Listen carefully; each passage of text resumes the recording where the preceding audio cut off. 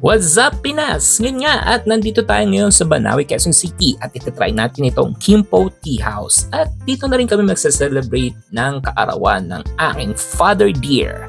Ngayon, itong Kimpo Tea House is a popular Chinese restaurant located in 706 Banawe, Quezon City. This tea house specializes in Chinese traditional dishes and beverages, offering the customers an authentic Chinese cuisine taste.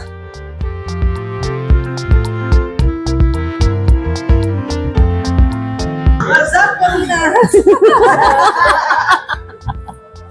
At ang masasabi ko lang dito ay meron silang marami at mahabang pagpipilian dito sa kanilang menu. At masasabi ko, napaka-affordable niya.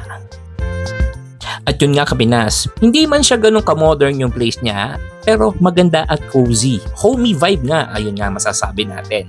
At may malaki silang parking space para doon sa may mga dalang sasakyan. This is the Hototay. Yan, Hototay yan.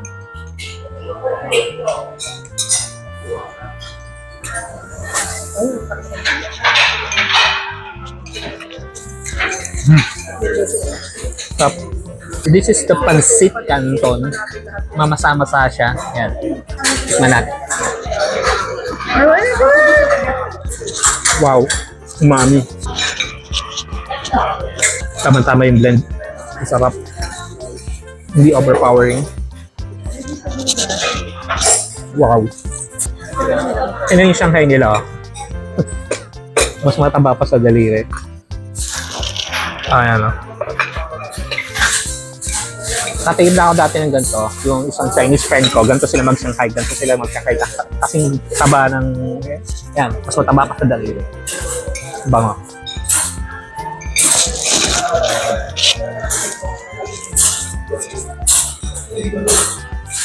Mainit. Mainit na. Wala. Yang chow. Pinahanap ko yung yang chow, yung smokiness. Pag nalasa mo yung yang chow na may smokiness siya, yung legit yun. Well balanced. Ano to? Beans and pork and beans. Hindi ko na alam pero yan beans siya, then with pork. Then, tikman natin. Kaya pork and beef. Pork and beef. Okay din walang maalat. Walang maalat, lahat na balance. Yeah. Sweet and sour shrimp. Well balanced yung pineapple. Yung sourness niya.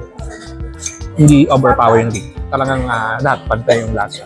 Kasi mostly iba, pag nagluto ng sweet and sour, sobrang tamis or minsan sobrang asin. Pero this one, well balanced lahat. Pero may ano mo.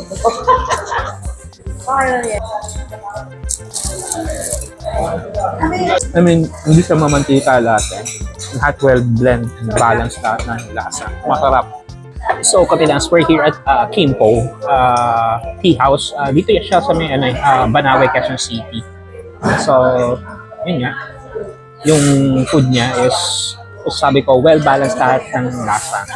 From the Hototay na soup, yung Shanghai niya, yung pancit. Actually, I forgot the name of yung isa, yung string beans, tapos meron siyang pork. Pero yun, isa din siya masarap. Parang stir fry lang siya pero masarap siya. And yung yang chow. Sa akin, ang legit na yang chow is pag nalasahan mo yung smokiness ng yang chow, yun ang legit na masarap na yang chow. Kasi ibang yang chow dyan, yung lalo na yung pagdating sa kanin, malagkit. Pero ito, talagang legit siya lahat.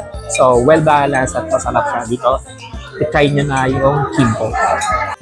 At bukod dun sa kanilang mga delicious na pagkain, ang Kimpo Tea House staff members ay napaka-attentive dun sa kanilang mga guests. They also offer a free hot green tea perfect for washing down the savory flavors of their dishes.